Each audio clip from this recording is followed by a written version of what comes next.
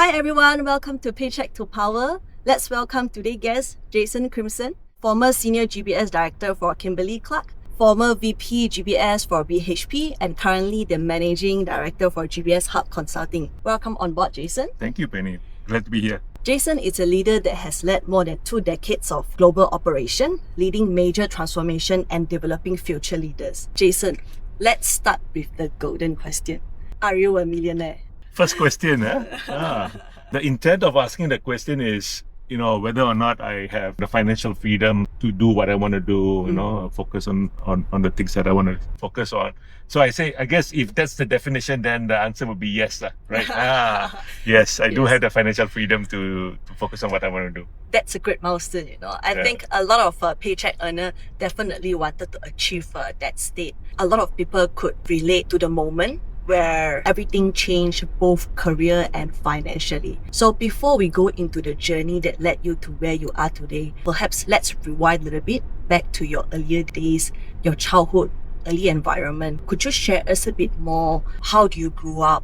What was your early exposure back then that has shaped the path to where you are today? I'm a small town boy from Batu Bahar, Johor, right? Lived about 15 years in Johor, born and bred there. What I wanted to do was really to start getting into the workforce pretty quickly.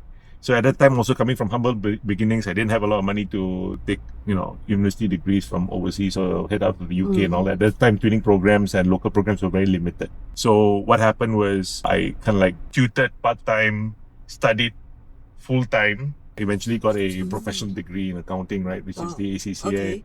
So I didn't go through a traditional university route. I've never attended university. So I've done everything like professional qualifications. And right after that, I joined PricewaterhouseCoopers. Maybe take us back to the moment when you had your first 100K in bank account. The moment that your paycheck jumped meaningfully. What did you do to get there?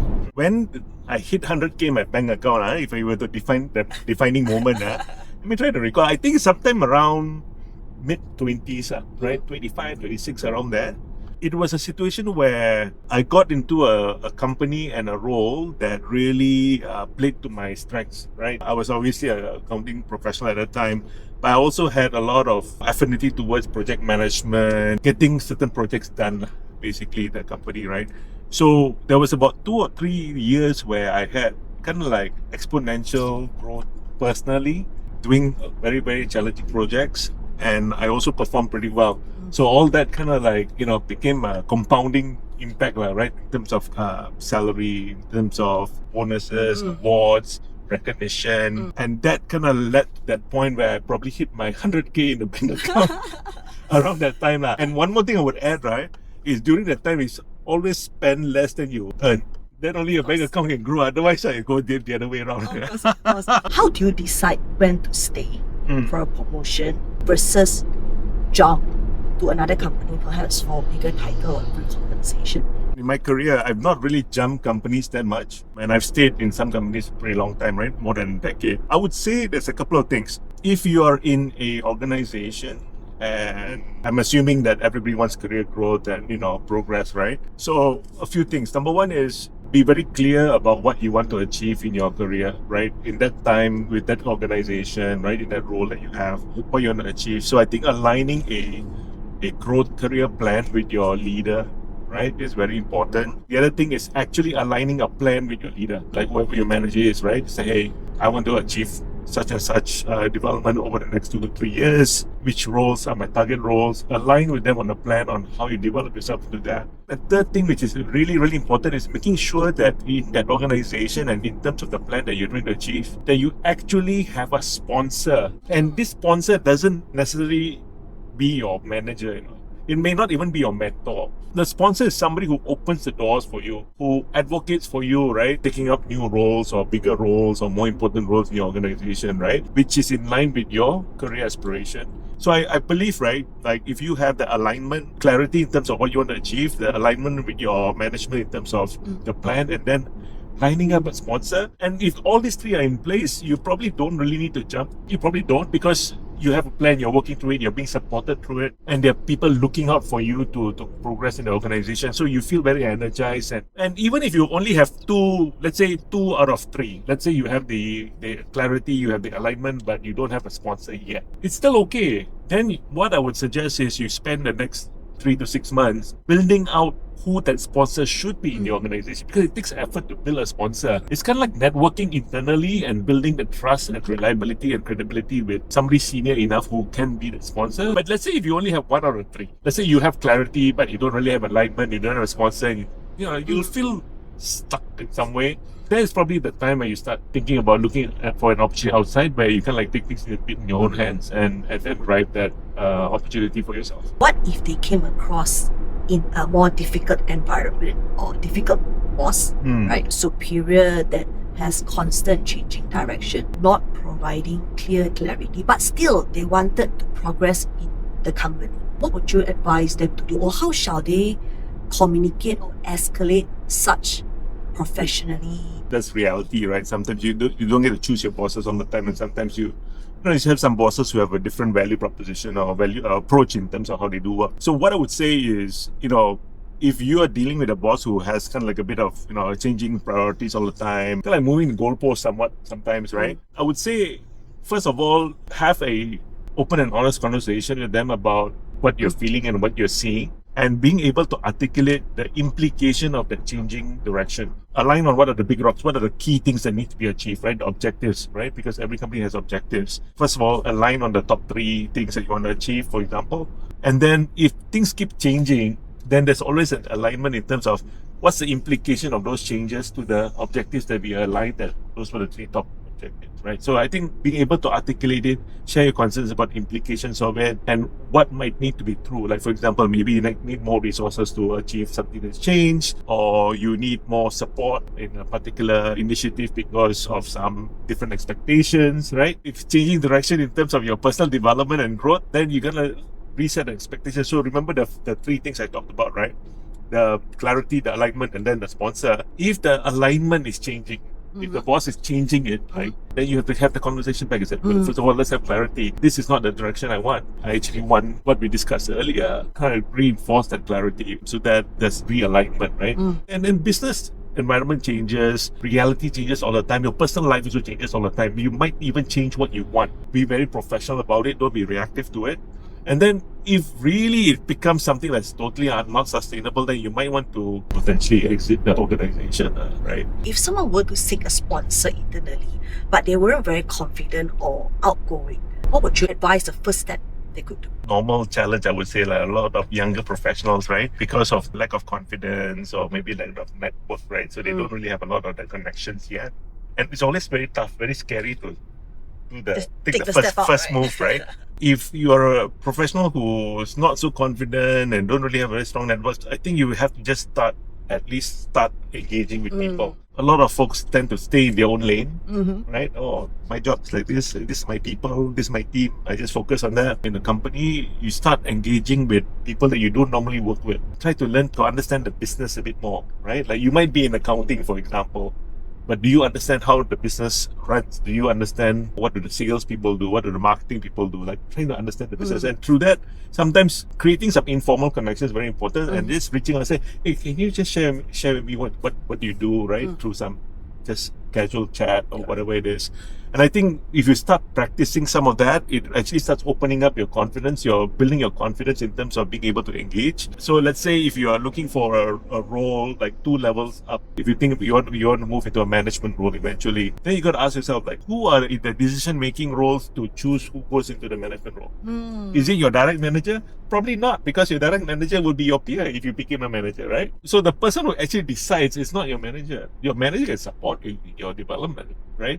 So think about at a broader level in the organization, who are the ones who are going to be making a decision and who will be observing performance, behaviors, and how you operate in order to make that assessment over a period of time. You need to start putting yourself in their radar. You need to be visible. Visibility can come through your job performance. A lot of people hope that their job performance speaks for itself. It doesn't. Because other than your job performance, you also got to see about your way of working, your behaviors, and your relationships in the organization, right? I'm talking about building a credibility, reliability, trust to working relationships with different people in the organization, so that people feel that they can count on you. Not just your work, right? But they say, oh, this is somebody I want to work with, right? Understanding who are the people who are making decisions, you also got to be visible in that space. Like, so for example, if there's a town hall and a senior leader is giving a speech at the town hall and asking whether there's any questions, and you are there keeping quiet, which most of the time, most of the people are. Quiet, hiding in the corridor somewhere. If you do that, then you're basically sabotaging yourself, right? When actually you're a curious person, when actually you're a very ambitious person, but that doesn't show up in how you operate, in how you engage. So to me, that's a missed opportunity. One is obviously your managers can go and talk to some senior leaders and say, hey, I got this person who's doing well, I want you to sponsor this person. But that's a bit of a more direct approach. An indirect approach is more of you building your own visibility. And that served me very well in my career, especially in IBM. That led me to be the first Malaysian to actually be sent on a foreign assignment for IBM Malaysia. Yes. That was actually a very impressive experience. I actually asked the person who made the decision, why of all the people you chose me? Right? And I said one of the reasons is because you're the most vocal in any of those events, or any town halls, you were one of the most vocal. Yes, right? You have to be present. You have to be present. You have to be present. Yeah. What would you advise them? Like the first step for them to, I just want to be visible. What can I do? Very, very important question, that one. I mean, there are a lot of competent people, right? You do well, you perform well. This thing about executive presence, it sounds so high and mighty, right? To me, practically, if you're a competent professional, if you are even asking this question, then chances are you're not doing one thing. You're not being curious enough. You're not being prepared enough for having conversations, and you're not intentional. Actually, what it boils down to, right? When you are going to any meeting, do you go in with the intention to add value? Or are you intending just to go there, just to attend and listen? If you really want to build that presence, you got to be present. The point is this. If you're curious, you have the question, ask. Because you know what? It's about giving energy back to the speaker. You want to be visible? You want to have presence? Ask the question and say, hey, you said this and that. What about this? And I think that interaction, that giving back the energy, is actually presence. You don't have to call it executive presence because that's too intimidating. It's best to just say, be present. If you do that, over time, the confidence will be there. It'll be natural, more and more natural. The word presence is important. You want to build presence in front of management. Number one is be present. Right? I think the first step, the easiest step, is just to stand up from your desk, walk away from your desk, and say hi to someone next to you. I think that could be the first step you start with. And then the more you do it, the more comfortable you are, and the presence is there. Was there any interesting journey of yours, like at that point of time, that career path that you took was risky, but then it paid off after that? Yeah. Oh boy. I would say the first one was in 2006. I got a phone call from one of the director of accounting in the States, and she said, Jason, we would love to have you move to the US. Oh. Right? I was shocked, right? Shocked that that opportunity came up.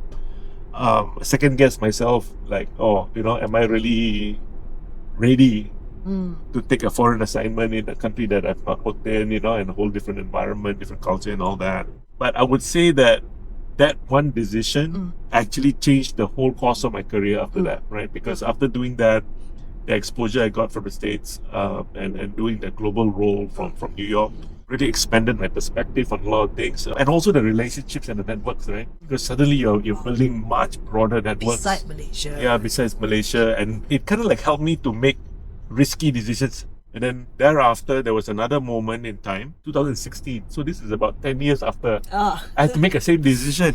And I get a phone call from my ex-VP of GBS, and he says, hey, we need you in Europe. Can you leave your comfortable Asia Pac role in KL, which I was leading for about 6 years? And my first answer was actually no. Oh. Actually, so immediately I said, no, yeah, exactly, right? Because it just felt so out there, right? But the thing is this, I asked my boss, can you give me a couple of days to think about this? So I went back home, thought about it, discussed with my family, of course, at the time. And I asked myself, what's there to lose, really, right? And it's in a region that I've never been to before, never worked in before, right? So then I turned around so I said, okay, boss, I'll do it. I said, okay, still a bit fearful, right? But You go in there, you build the relationships, you build the trust with the stakeholders, and we delivered an amazing program there. So I would say, yeah, it paid off. What are the signals that they could catch that, oh, this is an opportunity I should go to, an opportunity I should not go to? I really wish there was a formula for that, right? But then, unfortunately, there's no formula to it, right? The first thing is, you always have to ask yourself, what's in it for yourself? And I think it's a very real thing, a bit selfish way of looking at it. But you got to ask yourself, what do you get out of this? And don't just look at it from the financial aspect. Look at what are you going to learn? What are you going to take away with you that helps you to then propel to the next opportunity or the next adventure, right? Then the second question you ask yourself is, what's the worst downside that can happen? What's there to lose, right? What's there to lose? You have to ask yourself, really, to you, what's the downside? So when you look at what you're going to get, what the downsides are, and then you kind of like weigh the pros and cons, so to speak, right? And then ask yourself, is it worth for me to take that risk? You kind of have to balance what you're going to get out of it, and then what's the true cost of taking that opportunity, and then do a cost-benefit analysis. It's actually having honest conversation with yourself. Definitely. What you get beneficial out of this opportunity. Correct. And also not to have wishful thoughts what you are losing as well. That's right. Once you have that honest conversation to yourself to weigh what's an advantage or something that you're going to lose, I think it definitely make it easier for someone to make a decision forward. Definitely. Honest conversations, yeah. And, a lot of people try to convince you one way or the other, right? But listen to others, but make the conclusion for yourself, right? In terms of what's important to you. Indeed. We talk so much about what you should do, right? To be better, to get promoted, to have executive presence. We need to talk about what you should not do. What you should not do. What you should not do for making yourself less capable or less suitable for a managerial role. It's usually behaviours, right? They are very competent, super high performing from a job achievement standpoint, but the detracting factors or the derailing factors are usually some level of behaviours. So I would say number one is you got to always be a team player. So again, what you got to do, right? Don't be selfish in terms of how you operate at work, right? Don't hoard information for yourself. Don't speak ill of other people, right? Just to get ahead, Don't put other people in the bad light. The other thing is, I would say don't hide. Be present and engage, What I would say is, don't worry about the perception. Focus on your intention. If your intention is for you to be present, add value, just do it. Be present, right? Don't hide if you want to progress. So I would say one is don't be so self-absorbed and selfish. The other one is not a lone ranger. Don't be a lone ranger. Don't be a lone ranger. Second, don't speak ill of anyone. Yeah. Right? Yeah. Third, don't hide. Don't hide. Come out from your box. Come out from your box. Yes. Jason, nowadays we have a lot of young, ambitious professionals. If a 25 years old come to you today and say they want to be director in 35 years old, 10 years time, what is the fastest, most realistic pathway they can go to? What would get people there, or rather based on my journey, you got to understand what the business that you're operating in needs and align your energies and your efforts towards the outcomes of those the objectives, right? What the company wants. And how does this translate into what you can do, right? Choose assignments and projects that are difficult. If leaders come to you and offer you an opportunity which is a bit outside the box, something different, something a bit more challenging, a bit of uncertainty, more questions and answers, that kind of opportunities, again, as always, assess the pros and cons, right? Ask yourself the honest questions. And if you take it and you consistently take those kind of opportunities, you start growing exponentially.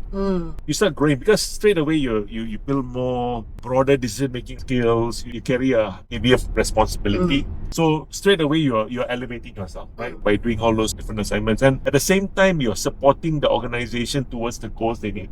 Because to achieve certain goals, they need certain people to step up into difficult roles. So for me, it was moving from being a regular accountant, moving into project management. My first migration was to migrate work from Japan. I don't speak Japanese. I'm not a project manager. So guess what? I had to learn on the job. After that, there was another project, big divestiture. And I was asked to lead the divestiture accounting team. So basically, I had to train a brand new team in China to do all the work that we used to do and make sure the transition happened smoothly. It was one of the toughest jobs I've had in my life. Those kind of things really help build confidence, exposure, decision making, and all that, and stakeholder management, of course. So some of those things, I would say, do something difficult that can help you, and all those things basically prepared me for my direction. If you could share one harsh truth that people should know climbing the corporate ladder? What's that? I would say the harsh truth is this.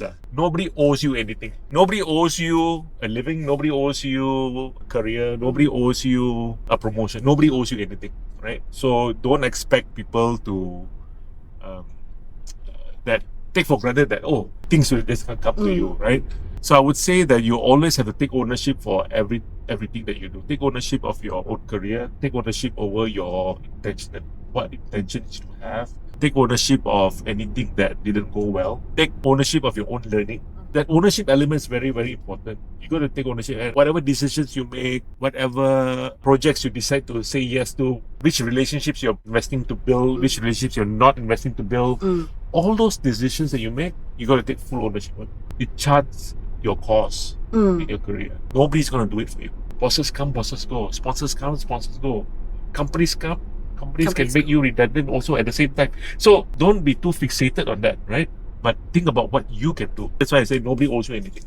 That's do the it harsh for truth. yourself, even though you make failure, which all of us do fail at times. We don't make the right decision all the time, but what we learn from it. And in fact, I believe every failure is one step nearer to success, isn't it? Definitely. What is one thing that you wish you knew earlier? Can I say two things? Can, Can, obviously. huh? 3, 4, Okay. 5 also can. Two things. These two things, right? If somebody sat with me and told me, Jason, in your career, make sure you focus on these two things to accelerate your career or have bigger impact in your career. I would say the first one is don't be fixated on your specialization. I grew up, I think the first 10 years of my career, right? I had this accountant mindset. I wanted to be an accountant. That's my role in the company. That's the value I bring in the company, right? But actually what you need to do is you need to understand how the business operates. Understand their business lines. Learn how the business operates. How do they make money? Where the margins come from? Which products are the high margin? Understand the business is so important. Commercial sense. Commercial sense, the business acumen part of it, right? Then you can really be very influential. You can connect the dots between what you do, what your organization does with what the business needs, right? And you can deliver value. The second part is somewhat connected, but different. It's actually networking. I don't mean socializing. Networking with intention to learn. So it's networking within your own organization, like internal networking. So you know what other people do. You have those relationships. You have the collaborative nature, right? Because you have those networks already to make things work and to drive outcomes from any projects that you do. So, there's a cross collaboration very, very strong. And then also networking externally to understand the relevant industry or other professionals. What do they do? How do they deal with hard decisions? How do they deal with hard situations? How do they solve certain problems that they have? Benchmarking, learning from others. It's about being intentional about, you get to know them, ask them questions, be curious. Coming back to curiosity again, be curious. And so how do you deal with something like this, right? Then you hear different ideas, different points of view, different connections, right? Yeah, I would say these two, business acumen and networking. If I knew earlier, I would have invested a lot more time on these things. If you knew earlier, it's not 10 years that Jason become a director. It will be 3. 5 lah, maybe 5. Fast Yeah, but I really feel so right? Like, to me, I think those are the two key enablers, and right now, actually people are doing this less and less. So if whoever's listening, hope that you take the action, right? Learn from my mistakes. Perhaps, Jason, you can share if there is one line that you wish to share to Malaysian talents today. Anything you would like to share them? Wow, high pressure question. I would like to share kind of like a paraphrase quote of something that I learned since early part of my career. I was around 23 or 24 years old when I saw this quote, and it goes something like this: spend so much time improving yourself that you do not have time to criticize other people. That quote just blew my mind. It's like, it's true. It's not like you don't care about other people, but you don't criticize, don't spend time gossiping about other people, talk bad about other people, because you're spending so much time improving yourself, right? And I think that mantra or that quote has kind of like served as a guide for my life, right, and my career over the past couple of decades, right? I always feel like, you kind of like need to be the perfect work in progress, You're always a work in progress. You're never perfect, right? So you're always a work in progress. But if you can make yourself open enough, have a growth mindset, always wanting to learn, always wanting to improve, right? Then you are making yourself the best possible work in progress that you can be. So everyone listen to this. Stop gossiping about other people. Start working in yourself. Thank you so much, Jason, for Most coming welcome. on this channel today. A lot of advice towards young professionals that is looking to climb the corporate ladder up there. Thank you for your time, Jason. Most welcome. Pleasure.